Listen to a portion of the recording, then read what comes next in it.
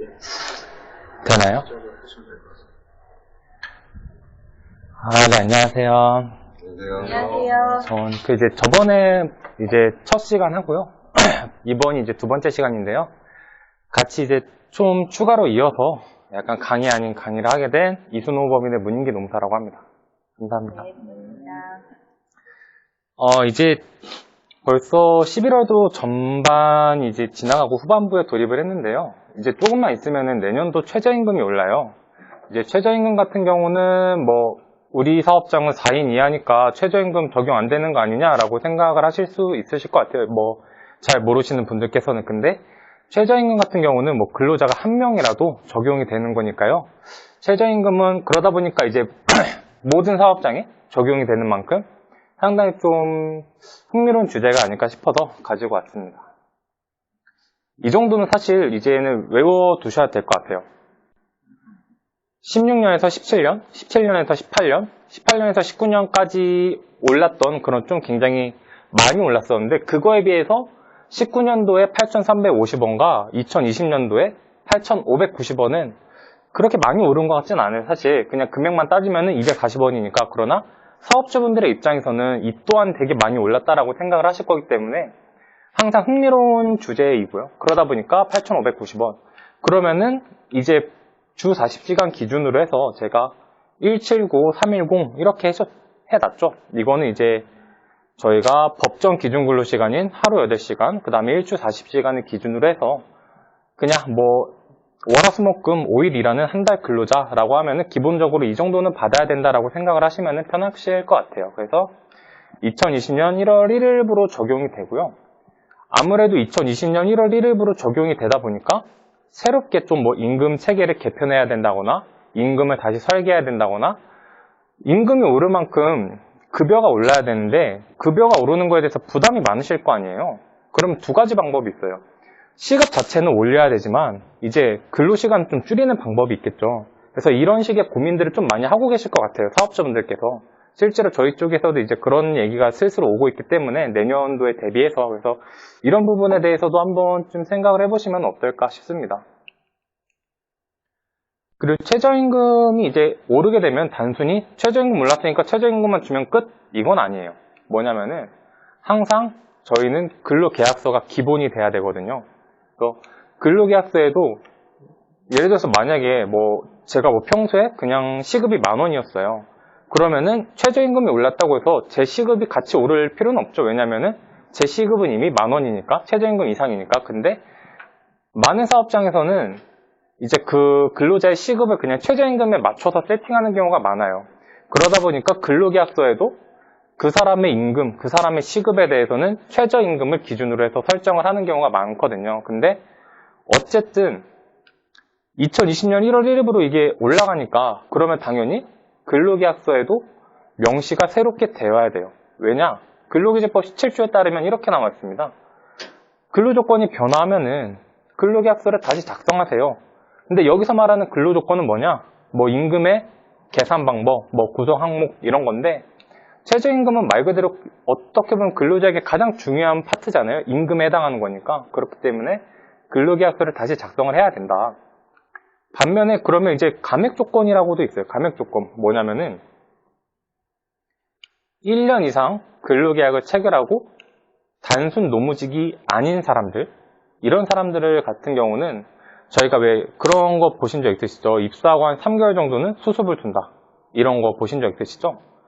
수습을 둘 때 최대 3개월까지는 최저임금의 90%만 적용할 수 있어요. 이거는 저희가 최저임금 법에 나와 있는 내용이고요. 그러다 보니까 이제 많은 분들이 제게 놓치는 것 중에 하나가 1년 이상 근로계약 이거는 아세요. 근데 단순 노무직을 많이 빼먹으시는 경우가 많거든요. 사업주분들께서.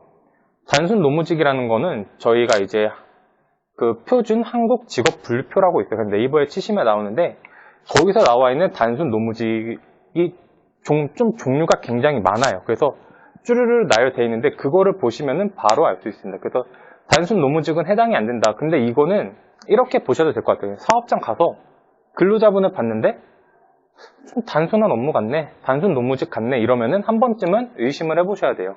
이분이 뭐 최저임금의 90% 적용 이거를 안 하는 사업장도 태반이겠지만 최저임금의 90% 적용한다고 하더라도 이거에 걸리는 사업장이 태반일 테니까 그거 한번 이렇게 근로계약서나 보고 업무 내용 같은 거 봐주시면은 상당히 좀 사업주분들께서는 많이 호감을 가지실 수 있겠죠. 아, 이런 거는 내가 놓치고 있었네?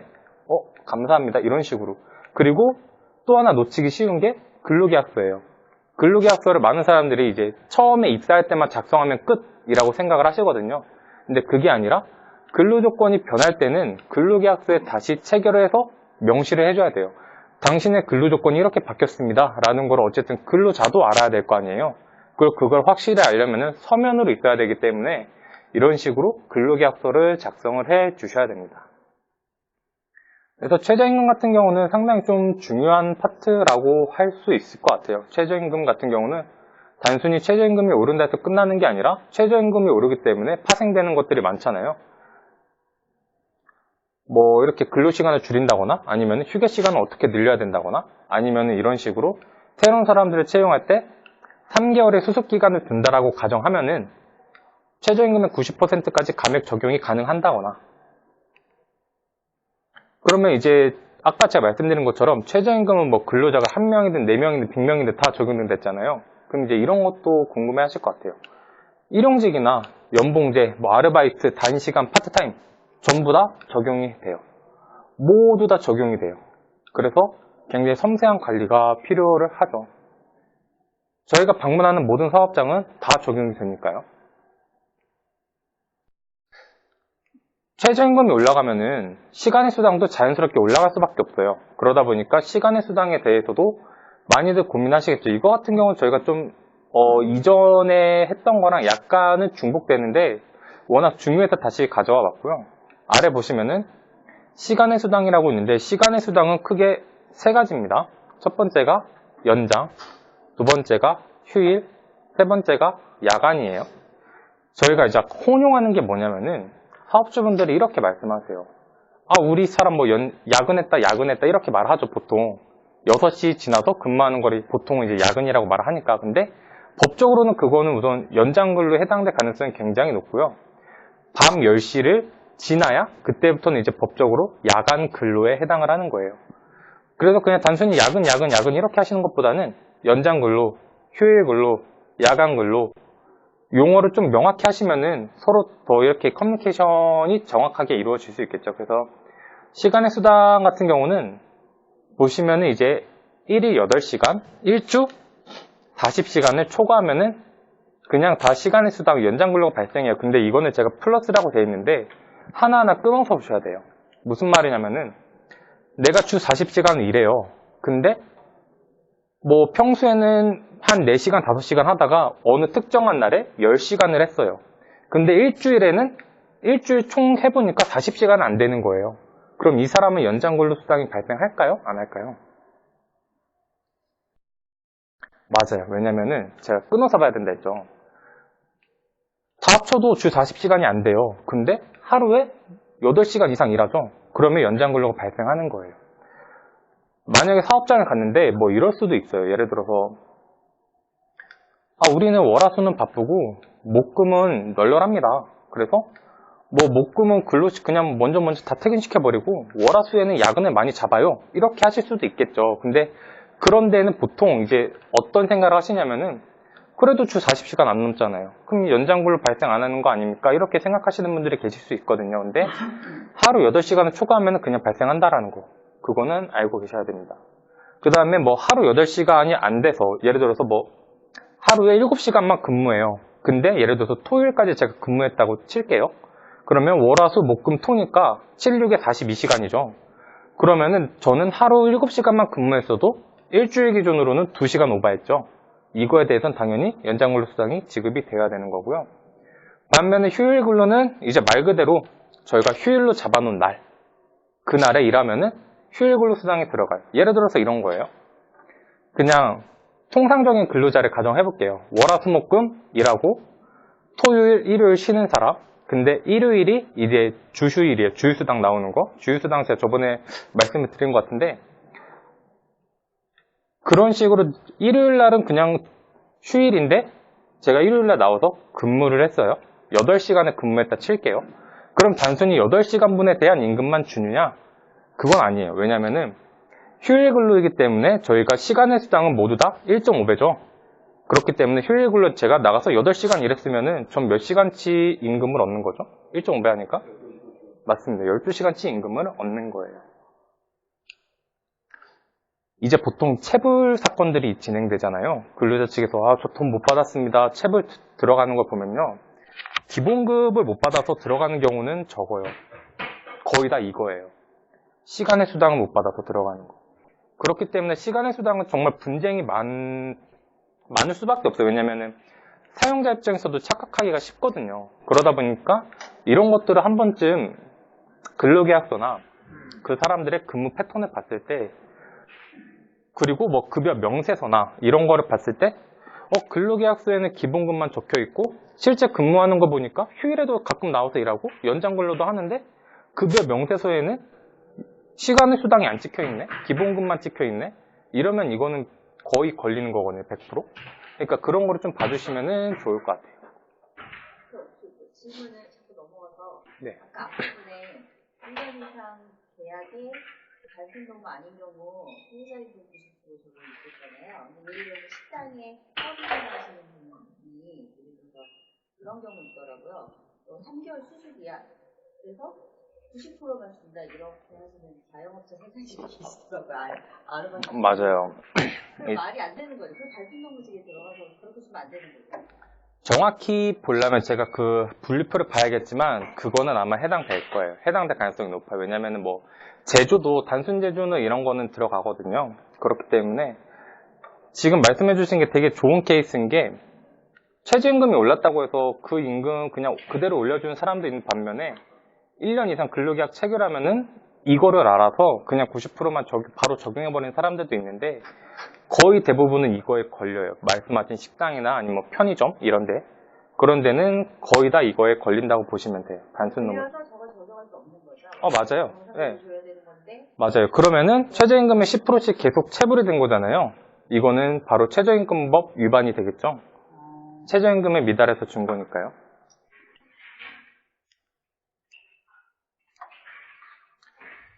그래서 아까 제가 앞에서 말씀을 드렸죠. 이렇게 따로따로 봐야 된다, 1.5배를 주셔야 됩니다, 이런 거를 간단하게 나타내면은 이렇게 될 거예요.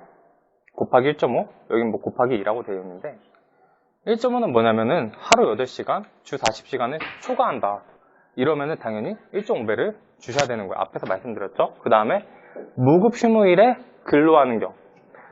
휴무일과 휴일은 굉장히 좀 어려워요. 이거는 실제로 노무사를 따려고 공부하는 친구들도 잘 헷갈리는 거기 때문에 이것까지는 아실 필요는 없지만 적어도 그냥 저희가 기본적으로 연장 근로했네, 야간 근로했네, 휴일 근로했네 이러면 그냥 1.5배다.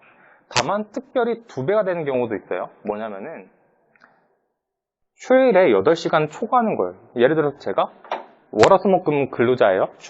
하루 8시간, 주 40시간. 근데 대표님이 갑자기 시켜가지고 야, 저 나와서 바쁘니까 주말에 일 좀 해라. 그래서 일요일날 출근을 했다고 가정할게요. 근데 일요일날 제가 만약에 10시간을 출근했어요. 그럼 저는 몇 시간치 임금을 받아야 될까요? 이런 게 좀 어렵거든요. 이럴 때는 끊어서 봐야 돼요. 무조건 하루는 8시간으로 끊어서 봐야 돼요. 그럼 제가 10시간을 일했으니까 8시간까지는 그냥 휴일 근로예요. 그러면은 1.5배를 주면 되는 거고요. 나머지 2시간에 대해서는 맞아요. 연장 근로인과 휴일 근로인과 동시에 연장 근로가 같이 적용이 되는 거예요. 그러니까 8시간까지는 휴일 근로, 8시간 초과한 2시간치에 대해서는 휴일 근로인과 동시에 하루 8시간을 초과했으니까 연장 근로 해서 곱하기 2배. 반면에 이런 경우도 있어요. 굳이 휴일이 아니라 제가 평일에 월요일날 일을 열심히 해가지고 이제 대표님 시켜가지고 열심히 해서 12시까지 근무를 했다고 가정할게요. 그러면은 밤 10시까지 한 거는 그냥 연장 근로수당 1.5배. 근데 밤 10시 이후로 한 거는 연장 근로인과 동시에 야간 근로 2배. 이런 식으로 가셔야 돼요. 연장 근로까지 끊어서 1.5배예요? 그냥 연장 근로부터는 무조건 1.5배예요? 연장 근로부터는 무조건 1.5. 근데 밤 10시가 되는 순간은 야간이 적용되기 때문에 2배. 이렇게 보시면 됩니다. 그래서 모든 거의 임금체불로 다투는 사건의 90%는 이거예요. 시간의 수당. 그렇기 때문에 이거를 좀 잘 한번 챙겨주시면 될 것 같아요. 시간의 수당을 제대로 챙겨주고 있는지 확인하려면 3가지를 보시면 돼요. 첫 번째가 당연히 근로계약서. 두 번째가 급여 명세서. 세 번째가 이제 실제 그 사람이 어떻게 근무하는지, 근무 패턴. 이런 거는 뭐 서류가 있기는 힘들고 이렇게 진술 같은 거 들으셔야겠죠. 사업주분의 진술이나 아니면 실제로 그 해당 업무의 특성이나 이런 거를 보고 판단할 수밖에 없는데 근로계약서나 급여 명세서는 당연히 있을 거라고요. 사업주 측에서 없을 수가 없죠, 그거는. 그 2개는 이제 한번 가서 좀 이렇게 양해를 구하고 보시면 되고, 업무 특성 같은 경우는 좀 이렇게 받아들여서 우리 사업장 요즘 바빠가지고 주말에도 좀 가끔 나오고 야근도 가끔 해요. 이러는데 급여 명세서에 야간 근로수당, 연장 근로수당 이런 게 하나도 안 찍혀있다. 그냥 기본급만 찍혀있다. 이러면은 100%죠, 100%. 그래서 이제 중요한 게 임금 설계예요. 임금 설계는 사실 몇 번을 해도 이야기가 다 어려울 정도로 상당히 좀 어려운 개념이긴 한데요. 근데 언젠가는 하시면은 훨씬 많이 도움이 되실 것 같아서 좀 반복적으로 제가 할까 합니다. 예전에도 했던 건데요. 적법한 임금 설계로 네, 체불 예방. 이게 되는데? 여수 순천 입장 뭐 보이더만 안 보이네 오늘은. 네, 그거 해서 제가 예전에도 말씀드렸는데 이제 제일 중요한 거는 근로시간을 정확히 해야 돼요. 근로시간을 정확히 하고 그거에 대해서 최저임금 위반을 방지할 수 있도록 기본 급여를 잘 짜셔야겠죠. 기본 근로시간을 잘 짜야 되고 그 다음에 추가 근로시 적법한 가산수당 부여. 제가 앞에서 말한 이런 거죠. 이런 것들을 적법하게 부여를 해야 법적으로 미스가 없다. 위반이 없다. 그렇기 때문에 이제 임금 설계가 그만큼 중요하다라는 건데요.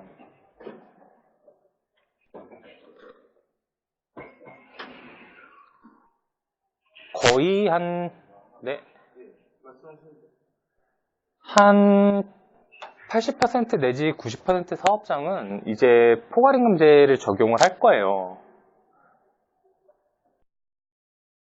포괄임금제 같은 경우는 이제 많이 들어보셨을 텐데 그냥 얼마 액수를 딱 정하는 거죠. 우리는 300, 너 400. 한 300 줄게, 400 줄게 이 정도면 됐지 하고 일을 막 시키는 거예요. 보통 사람들이 사업주분들 입장에서 그렇게 생각을 해요. 그러다 보니까 이제 나중에 문제가 되는 게 포괄임금제라고 해도 다 나눠놔야 돼요. 이 사람의 기본급은 얼마입니다. 기본급을 산출할 때는 당연히 기본 근로시간이 있어야 돼요. 이 사람은 기본 근로시간이 이 정도고요. 그래서 기본급이 이 정도입니다. 이 사람은 월마다 이 정도의 야간 근로를 할 거고요. 그렇기 때문에 야간 근로 수당은 이만큼 잡아놨습니다. 이 사람은 뭐 휴일에 며칠 나올 거기 때문에 휴일 근로 수당을 이만큼 잡았고요. 휴일 근로 시간은 이만큼 잡았고 그래서 휴일 근로 수당이 이만큼 발생할 겁니다. 라는 걸 잡아둬야 돼요. 근데 이거를 다들 안 잡아두니까 나중에 이제 체불이다 이러고 걸리는 거거든요. 사업주 입장에서 억울할 수 있어요. 야, 너 뭐 식당에서 일하는데 300만 원 받으면 됐지 뭐 더 받으려고 그래 이렇게 생각을 할 수도 있어요. 근데 막상 급여를 받을 때 그냥 이런 거 구분 없이 통으로 300 그냥 뭐 400 이렇게 받잖아요. 그러면은 근로자 입장에서는 100% 노동청 갑니다. 이거 노동청 가요. 항목이 나누어져 있지 않으면. 항목이 나누어져 있지 않고 자기가 연장 근로 했다 휴일 근로 했다라는 것만 입증할 수 있잖아요. 그럼 노동청 가요. 그럼 감독관이 불러서 사업주한테 말하죠. 당신 이거 진다고. 이거 우리 고발할 수밖에, 형사가 이제 기소할 수밖에 없고, 입건해서 조사할 수밖에 없으니까 합의 보시라. 그러다가 이제 합의 보고 한 500만원, 1000만원 합의 보고 그냥 끝내는 경우가 많거든요. 아주 작은 사업장도 그렇기 때문에,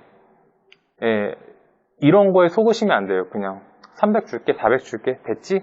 이거는 법으로는 절대 안 되는 거예요. 무조건 안 돼요, 무조건. 저도 저렇게 만들어 놔야 됩니다. 그럼요. 이렇게 만들어 놓으셔야 돼요. 통으로 주겠다는 걸 서로가 해.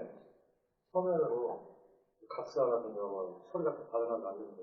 안 돼요. 왜냐면은 민사상으로 당사자 간에 어떠한 계약을 하든 상관없어요. 다만 그거는 어디까지나 법을 위반하지 않는 선에서. 근데 그런 식의 합의는 근로기준법을 위반해요. 근로기준법은 강행 규정이기 때문에 법에서 정한 거는 이제 최저 기준이거든요. 법보다 유리한 계약은 가능해요. 근데 법보다 불리한 거는 불가능해요. 그런 식의 계약은 법보다 불리하기 때문에 아무런 효력이 없습니다. 무효네? 네, 무효죠. 무효기 그만두고 많이들 저거 그럼요. 하는 것 같더라고요. 그만두고도 많이도 하고요. 아예 다닐 때부터도 하고. 왜냐면 다니기 싫으면. 아니 며칠 나간 것도 막 그만두고 하면요, 이제 근로자가 이 자신의 주장을 입증할 수 있는 자료를 챙기기가 어려워요. 그러니까 다니면서 이렇게 자료들을 다 만들어 놓죠. 만들어 두고 안녕히 계세요 하고 나가면서 바로 걸어버리는 거죠.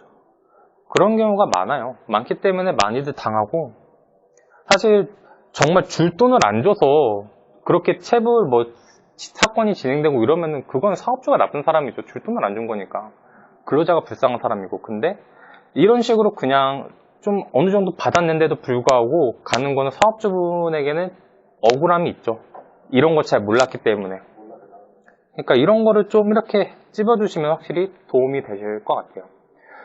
그래서 기본적으로 이제 논문은 임금과 관련된 부분을 좀 해봤어요. 최저임금, 그 다음에 시간의 수당, 그리고 임금 설계의 중요성 이런 것들을 해봤는데, 이 뒤로는 정규직 전환지원금이랑 그 다음에 일가정 양립 환경 개선이라고 약간 저희 지원금 파트 쪽을 나갈 거예요. 저번 시간에는 제가 청년 추가 고용 장려금이랑 신중년을 했던 걸로 기억을 해요. 그래서 이걸 하려고 하는데, 가기 전에 앞에서 했던 부분에 대해서 혹시 그래서 저걸 위반했을 때 네, 사업주가 받는 불이익이 뭐예요?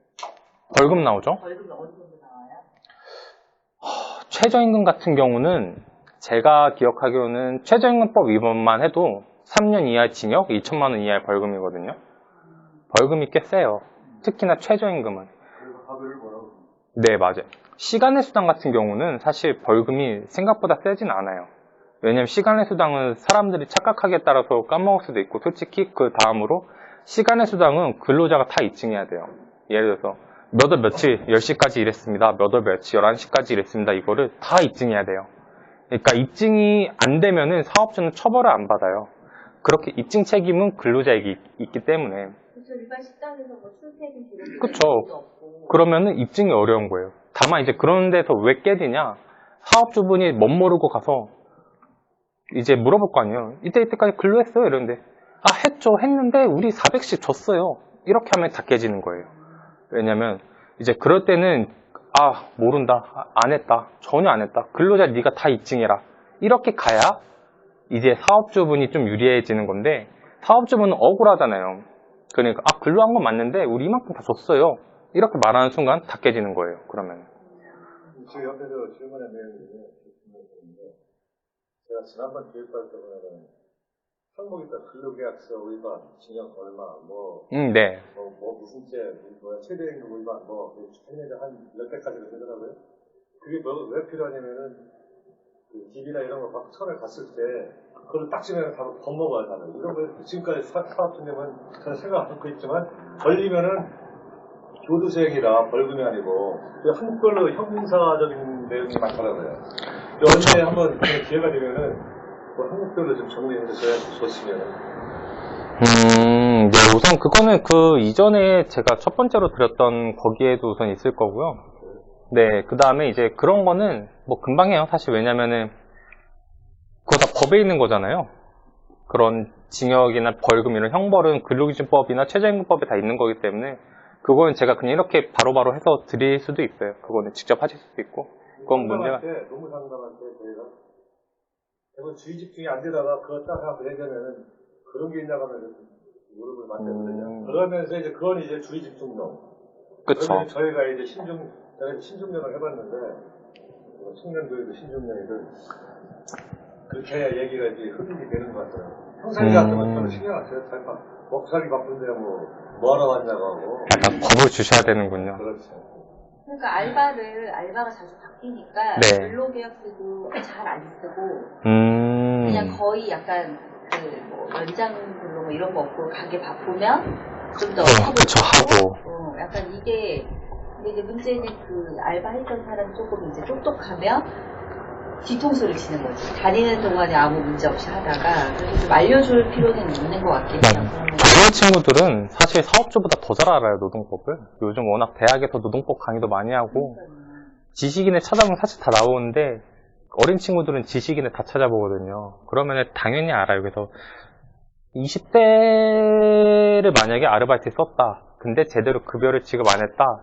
무조건 걸려요. 무조건 걸리고. 왜냐면 거의 그냥 찌른다고 보시면 돼요. 20대 친구들은 워낙 빠삭하게 알고. 그리고 하나 지금 좋은 말씀 해주셨는데 근로계약서를 안 쓰신 분들이 계시잖아요. 거의 다 안 쓰시는 것 같은데. 그걸 왜 써야 되냐면은 알바를 써야 돼. 무조건 써야죠. 당연하죠. 일용직도 써야 돼요. 일용직도 하루 단위로 계속 써야 돼요. 원래는. 예. 그래서 이런 경우가 있어요. 근로계약서를 안 쓰고 일을 해요. 그러다가 체불입니다 걸었어요. 체불당했다고. 그럼 사업주 입장에서는 야, 너 그거 다 입증해와. 이렇게 하는 거죠. 몰라, 안 줘. 그럼 근로자는 뭘로 할까요? 너 돈 안 주면 나 근로계약서로 걸어버릴 거라고. 그러면 바로 합의 봐야 돼요. 왜냐면 근로계약서는 걸면 무조건 걸려요. 제가 말했죠. 나 돈 못 받았습니다. 이거는 누가 입증해야 된다고요? 전부 다? 근로자가. 근데 근로계약서 쓰고 직접 근로자에게 줬습니다는 누가 입증할까요? 맞아요. 사업주가 입증해요. 사업주가 입증 절대 못해요. 실제로 근로계약서를 썼다 하더라도 쓴 거랑 별개로 근로자에게 교부까지 해야 돼요. 근데 줬다라는 거를 사업주가 어떻게 입증할 거예요? 거의 못한다고요. 그래서 저희 같은 경우는 애초에 근로계약서를 작성할 때 맨 아래에다가 근로자포 땡땡땡은 근로계약서를 교부받았습니다 해서 서명까지 넣어요. 이러면은 이제 문제가 안 되는 건데 대부분의 사람들은 몰라요. 그리고 써봤자 노동부에서 나오는 표준 근로계약서를 쓰는데 표준 근로계약서에는 이런 항목이 없어요. 제가 방금 말씀드린 항목이. 그러면은 무조건 걸려요. 무조건. 그래서 가서 그냥 알겠어. 협조하지 마. 합의 안 해. 대신 나도 당신 다 찌를 거야. 이러면은 답이 없어요. 그러면 하루 이틀 알바를 하루 이틀 썼다가 또 한동안 안 썼다가 나중에 며칠 날 또 쓰고 할 때 그때마다 계속 근로계약서를 써야 된다는 거예요. 그럼요. 만약에 하루 이틀 썼다가 한 달 정도 안 썼다가 다시 썼어요. 그럼 그 사업자 입장에서 이럴 수 있잖아요. 야, 너 뭐 한 달 텀 있고 바로 쓰는데 뭐 귀찮게 뭘 또 쓰냐. 근데 근로자가 오케이 알겠어요 라고 하는 순간 뭐가 되는 줄 아세요? 한 달 텀이 근로관계가 종속된 걸로 봐요. 그러면은 나중에 어떤 문제가 발생할 수 있냐면 연차 문제도 발생할 수 있고 가장 크게는 퇴직금 문제가 발생할 수 있어요. 한 달 차이로. 그래서 제일 좋은 거는 그냥 원칙대로 따르는 게 제일 좋아요. 그러면 예를 들어서 그 자영업자랑 상담을 할 때 이런 부분을 전혀 모르셔서 우리가 모르지만 우리가 상담을 자세하게 못하잖아요. 근로계약서도 써야 되고 뭐도 해야 되고 그런 서비스를 만약에 연결을 해주셨을 때 어느 정도 월 수수료가 어느 정도 들어가는지. 만약에 별도로 저희가 자문 계약을 맺어서 자문을 한다라고 한다면은 기본적으로 그건 사업장의 업무나 그 사람들의 근무 형태나 규모에 따라 달라져요. 왜냐면 근무 형태가 복잡하면 복잡할수록 당연히 자문료도 뛸 수밖에 없어요. 근데 자문료 뭐 단순하고 오늘 교육 다 끝난 거예요? 아니요. 그럼 교육 질문은 나중에 하죠. 지금 유치원 그럼. 진도가 나가는데 이제 지원금 하기 전에 불 빠지는 것 같아요. 네, 그럼 뭐 지원금은 바로 나갈게요. 그러면은 이제 정규직 전환 지원금이라는 건데요. 쉽게 말해서 이런 거예요. 사업주가 기간제 아니면 파견 근로자 아니면은 보시는 것처럼 뭐 이렇게 하도급 근로자라고 아시죠? 이렇게 원청, 하청 그리고 그 하청의 근로자들 이렇게 쓰는데 이 사람들을 정규직으로 채용을 해버려요. 그러면 국가 입장에서는 어이구 이쁘다 해줄 거 아니에요. 가뜩이나 요즘 비정규직 문제도 심한데 이런 사람들을 정규직으로 채용해주네. 그래서 주는 게 이제 정규직 전환 지원금이라는 거예요.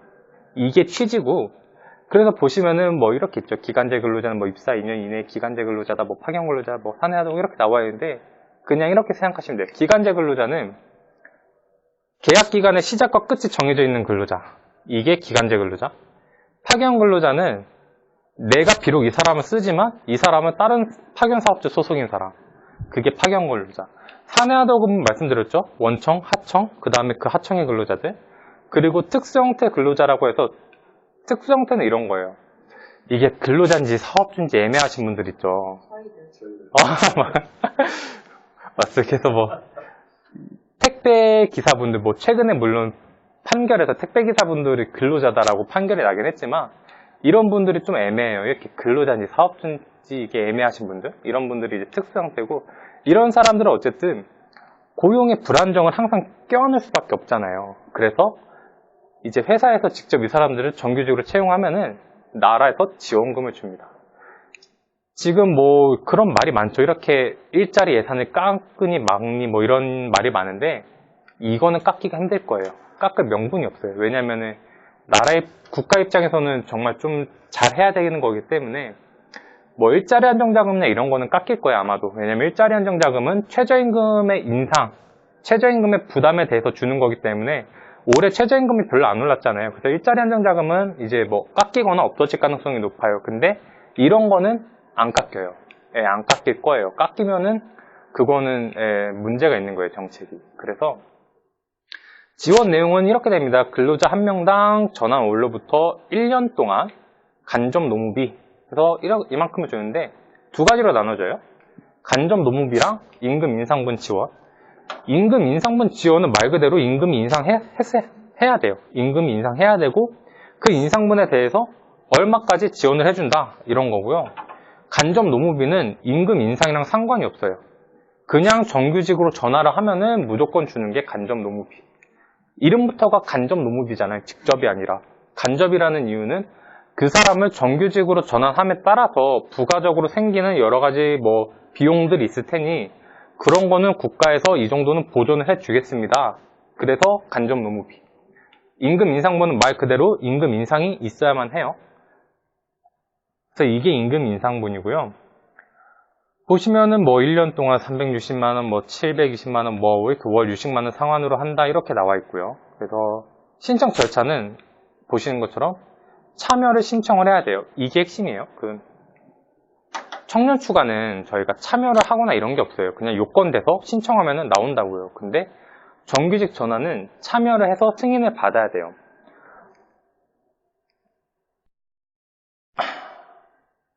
이거를 좀 지금 말씀드려야 될 것 같은데 이게 왜 중요하냐면은 파견이든 기간제든 2년 이상 쓰면은 직접 고용 발생해요. 법으로. 그때는 2년 이상을 쓰면은.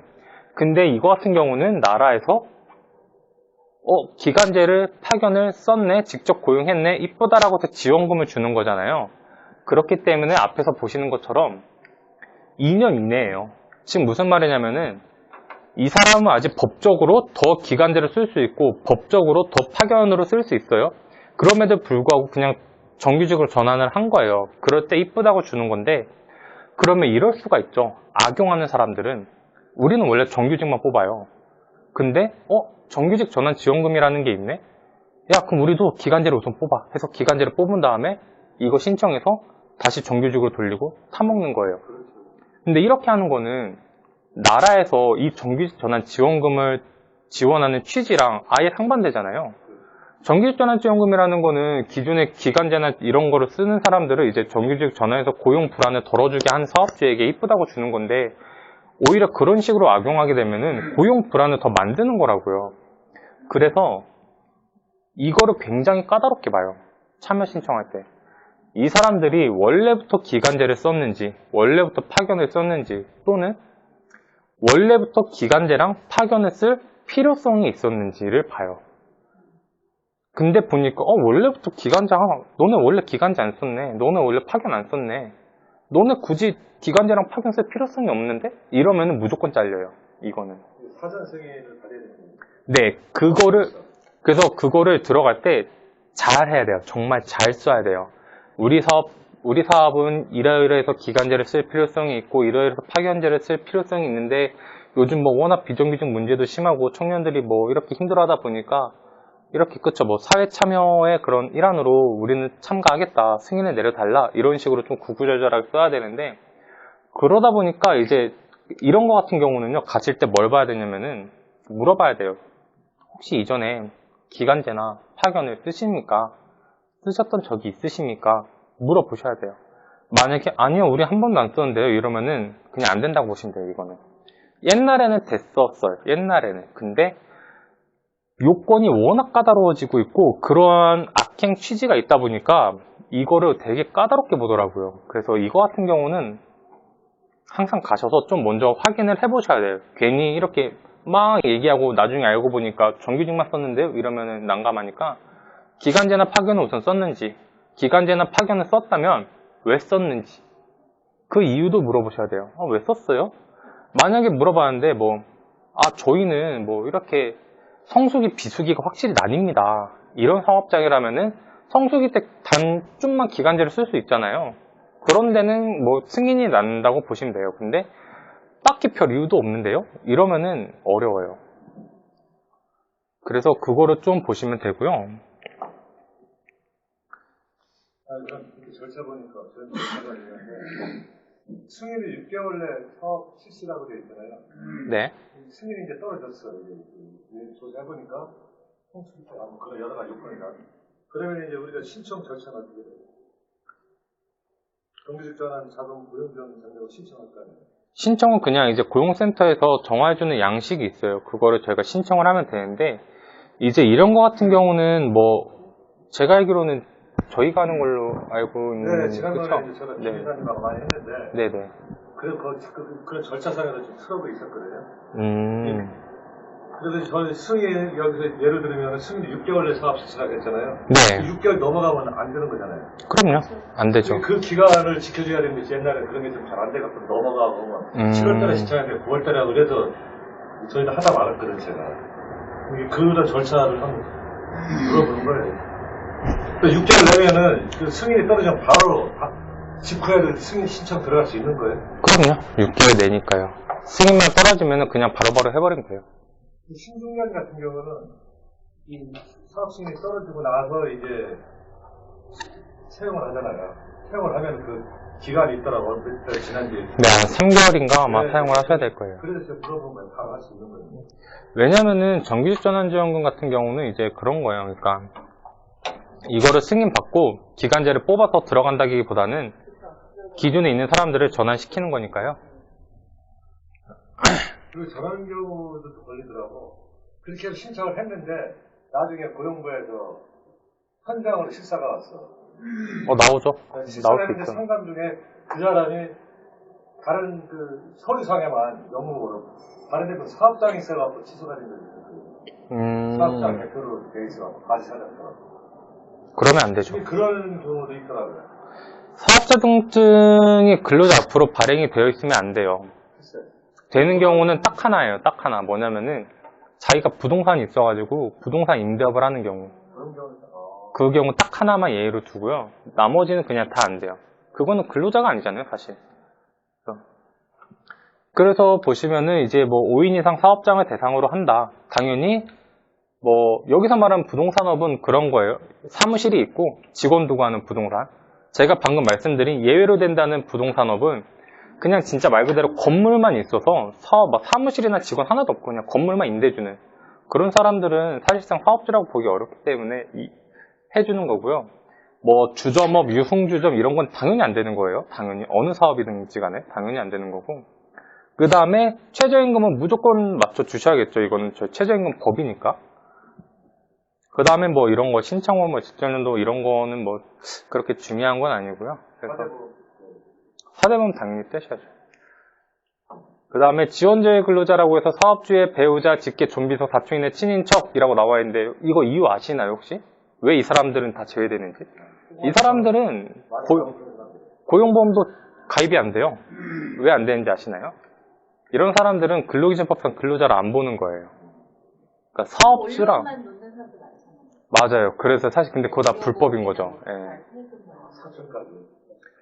왜냐면은 사업주랑 근로자는 사업주에게 지시를 받는 사람이잖아요. 지휘감독. 근데 사업주의 남편이나 아내 아니면은 아들, 딸이 무슨 지휘감독을 받겠냐 이거예요. 그래서 기본적으로 근로자로 안 봐요. 물론 정말 지휘감독 받는다. 우리 정말 지휘감독 받아요 이러면은 이제 고용보험 같은 경우는 가입이 가능한데 이런 거는 그냥 아예 제외를 시켜놓는 거예요. 그 다음에 이제 뭐 월 60시간 미만, 쉽게 말해서 일주일에 15시간 미만으로 일하시는 분들, 이런 사람들은 근로시간이 너무 적잖아요. 그러다 보니까 근로시간이 애초에 너무 적은 사람들한테는 아예 적용 안 하겠다라는 거예요. 이거는 뭐 거의 대부분의 지원금 다 마찬가지예요. 여기 나와 있는 거는. 그리고 정규직 전환 후 정년까지의 기간이 2년 미만인 자도 안 되고 외국인 근로자도 안 되죠. 다만 뭐 F255, 그 다음 결혼 이민이 F6인데 F2256은 고용보험에 필수로 가입해야 되는 사람들이에요. 체류자 이런 F256은. 그렇기 때문에 이제 어차피 이 사람들은 고용보험에도 가입하기 때문에 지원금 주겠다라는 거예요. 그래서 보시면은 뭐 지급 신청서 내야 되고 뭐 당연히 정규직 전환 근로계약서 이런 것도 내야 되고 하는데 이거는 뭐 저희가 할 거니까요.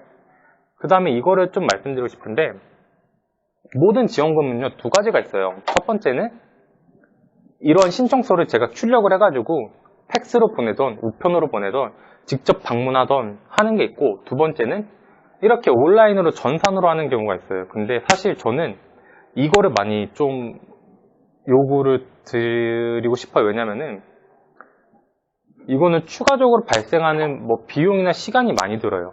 우편 가도 등기로 보내야 되잖아요. 등기도 나름의 비용이 있고 방문을 하는 거는 더 어렵죠. 뭐 고용센터마다 진짜 방문해서 이렇게 하기도 어렵고. 그래서 간단하게 온라인 접수를 하면은 좋을 것 같아요. 근데 만약에 온라인 접수를 하려면은 사업장에서 약간의 동의가 필요해요. 한 장 내지는 뭐 2장의 좀 서명이 필요하거든요. 그래서 그런 거 협조만 해주시면은 온라인으로 접수하면은 상당히 좀 편하다는 거. 그래서 만약에 이제 좀 하다가 지원금 사업이 연계가 될 경우에는 제가 온라인으로 접수할 수 있도록 이거를 약간 좀 요청을 드릴게요. 예. 제가 그 조아이 본부장님이라고 이제 그분 능동요양병원이라는 곳이랑 청년 추가를 뭐 하고 신중년도 지금 진행하고 하는 게 있는데 그거는 다 온라인으로 하거든요. 근데 온라인으로 하는 게 확실히 나아요. 시간도 덜 뺏기고 빨리빨리 할 수 있고. 그 다음에 이제 두 번째가 일가정 양립 환경개선 지원금이에요. 이게 이제 마지막인데 저 일가정 양립이라는 말 굉장히 많이 들어보셨죠? 특히 이제 여성분들, 아이를 키우는 여성분들 같은 경우는 상당히 중요한 개념인데요. 이게 뭐냐면은 일도 하고 나의 가정도 지키고, 그러니까 일도 지키고 가정도 지키고 두 가지를 하겠다라는 거예요. 그래서 나라에서도 굉장히 중요하게 보기 때문에 이런 근로자가 일 가정을 양립할 수 있도록 환경을, 그 사업장의 환경을 개선하면은 이거 너네 사업장 이쁘다 하고 나라에서 지원금을 주겠다라는 거예요. 그게 바로 일가정 양립 환경 개선 지원금이에요.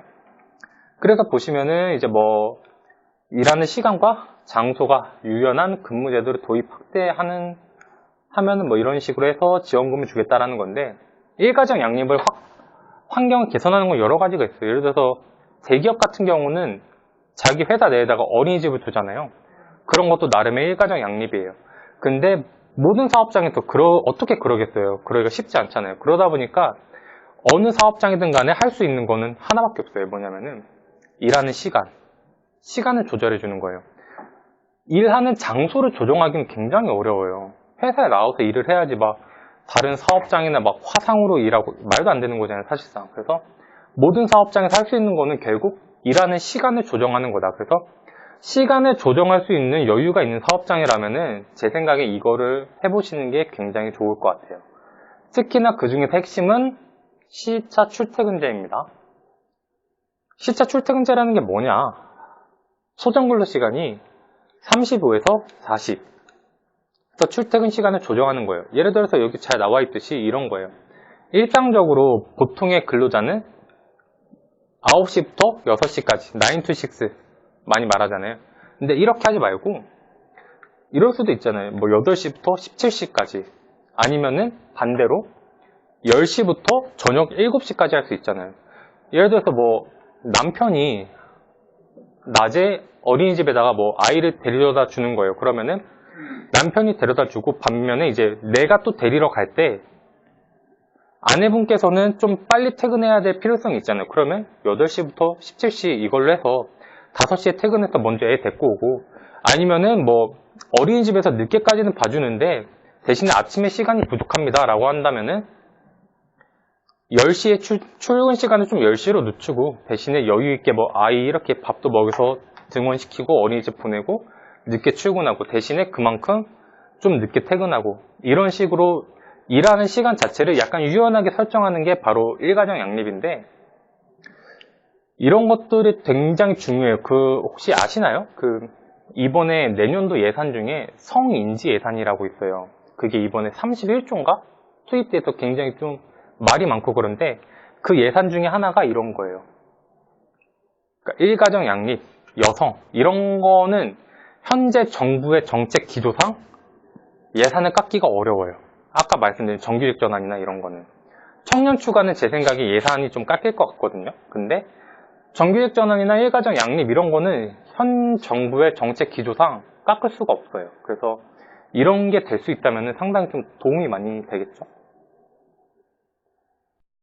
그래서 보시면은 유연근무제를 활용을 이제 주당 판단을 해요. 주당 일주일 단위로 쭉쭉쭉쭉 판단을 해서 저희가 제출하는 건데 보시면은 주 1, 2회, 주 3회 나타나 있죠. 이게 무슨 말일까요?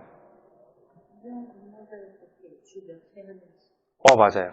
예를 들어서 원래가 9 to 6예요. 근데 제가 좀 사업장이 양해를 구해서 10시부터 7시까지로 바꿨어요. 근데 10시부터 7시까지로 바꿨는데 그 바꾼 시간대를 일주일에 3회 이상 썼다. 그러면은 그 해당 주에 대해서는 10만 원을 책정하고 만약에 사업장에서 별로 배려를 잘 안 해줘가지고 막상 한두 번밖에 못 썼다. 이러면은 5만 원. 한 번도 못 썼다. 이러면 끝. 이렇게 되는 거예요. 그거 사람 단위예요. 사람 단위예요. 그래서 그럼 뭐 뒤에도 나올 것 같은데 보시면은 여기서 가장 핵심은 뭐냐면 시간이에요. 시간. 그 시간을 지켰는지 실제로 9시부터 6시까지 했는지 10시부터 7시까지로 했는지를 지켰는지 봐야 되면은 뭐가 제일 중요할까요? 맞아요. 출퇴근이 무조건 있어야 돼요. 그리고 출퇴근이라는 거는 전자방식. 지문을 찍든 뭘 하든 그런 전자방식. 수기로 적는 거는 의미 없어요. 왜냐면은 수기로 적는 거는 조작이 가능하잖아요. 물론 전자방식도 사실 요즘 엑셀로 나오니까 엑셀도 조작이 가능하긴 한데 그래도 어쨌든 그렇게 좀 갖춰 놓으면은 얘네들이 인정을 해주더라고요. 그러니까 여기서 제일 핵심은 출퇴근 기록을 전자적 방식으로 하느냐 사업장에서. 근데 아마 대부분은 없을 거예요. 여기도 있나요 혹시? 여긴 있나요? 좀 이런 큰 회사 같은 경우는 이제 갖춘 데가 있는데 제가 좀 몇 군데 한 데는 다른 거 요건이 다 충족돼도 전자적 방식을 안 하는 거예요. 그리고 사업주도 사실 안 하려고 해요. 왜냐면은 이거 하면은 연장 야간 휴일 다 찍히잖아요. 출퇴근하면은. 그러니까 안 하려고 하더라고요. 그래서 만약에 좀 가셔서 약간 설득을 좀 할 수 있다면은 해보시면 좋을 것 같아요. 출퇴근 기록에 대해서. 왜냐면 이게 제일 중요하기 때문이에요.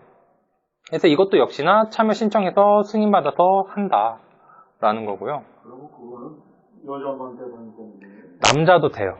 옛날에는 여자만 대상되는 무슨 제도가 있었어요. 그래서 그 회사에 여자가 근무를 해야지만 이런 걸 청구할 수 있었는데 이제는 남자도 육아할 수 있잖아요. 요즘은 이제 세상이 바뀌었기 때문에 남자도 됩니다. 근데 아직까지는 그래도 이렇게 예를 들어서 여자 10명, 남자 10명 들어가잖아요. 그러면은 남자는 한 2-3명, 여자는 한 5-6명. 잘 안 해줘요. 그래서 물론 이제 남자도 다 넣는 게 맞는 거긴 한데 현실적으로는 여성 근로자가 많은 사업장이면은 좀 유리하겠죠. 근데 지금 보니까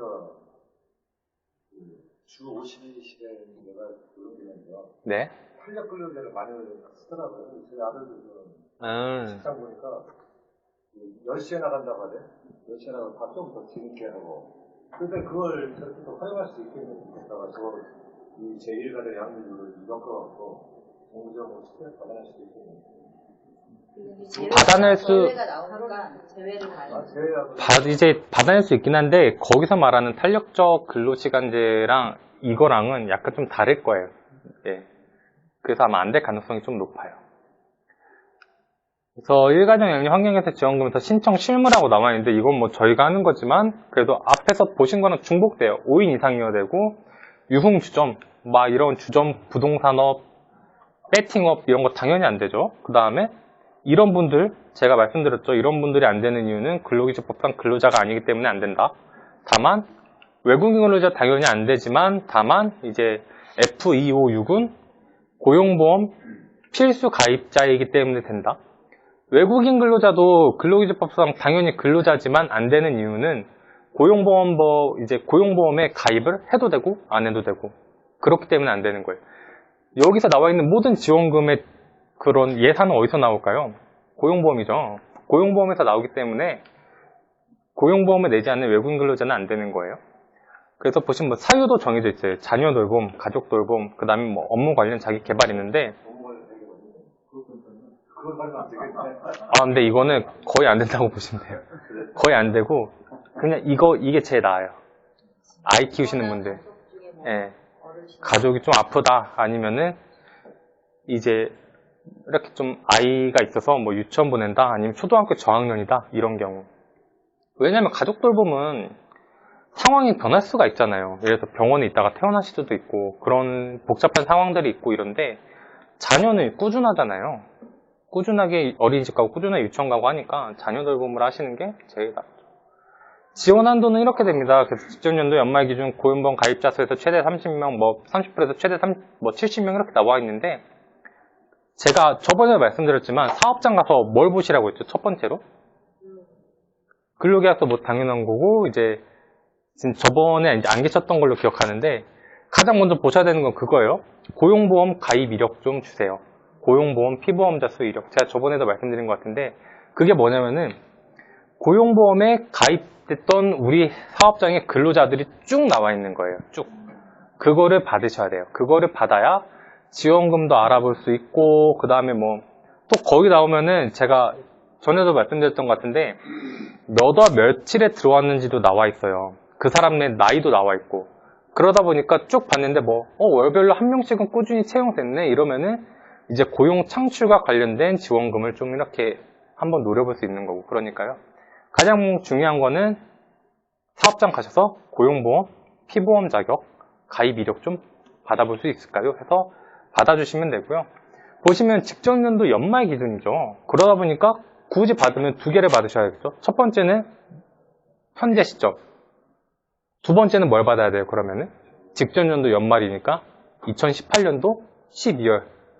2018년도 12월 기준으로 해서 고용보험, 피보험 자격, 가입 이력을 받고 하나는 지금 현재 거 받고 그래서 뭐 보시면 되는 거고요. 그 다음에 출퇴근 기록이 월 5일 이상 누락된 경우에는 지원금 지급 안 합니다. 그러니까 굉장히 깐깐하게 보는 거예요. 출퇴근 기록에 대해서 정말 깐깐하게 보는 거고 사업 승인 받고 6개월 이내에 제도를 도입해야 됩니다. 그러니까 승인 받고 지지부진하지 마라 이거예요. 승인 받았으면 빨리빨리 해라.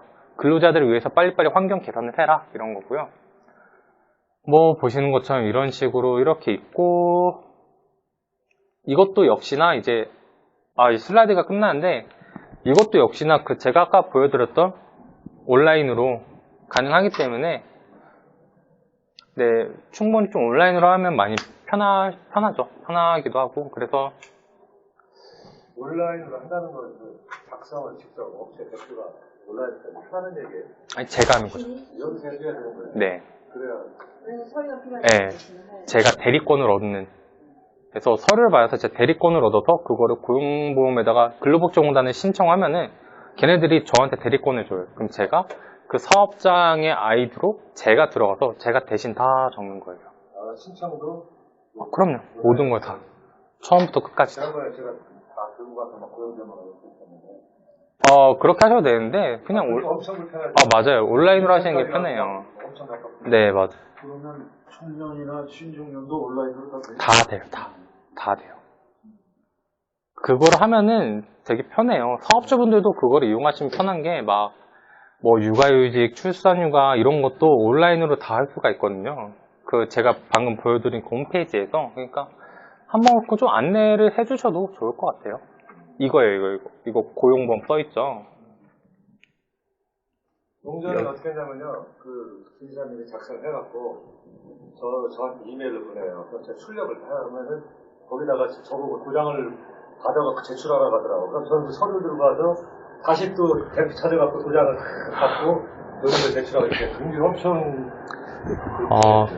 이제 그런 게 약간 좀 이렇게 뭔가 우리 열심히 합니다라는 서비스 차원에선 좋을지 모르겠으나 그냥 이렇게 하시는 게 편하죠, 사실. 이렇게 하시는 게 직접 하시는 분들도 편하고 저도 편하고.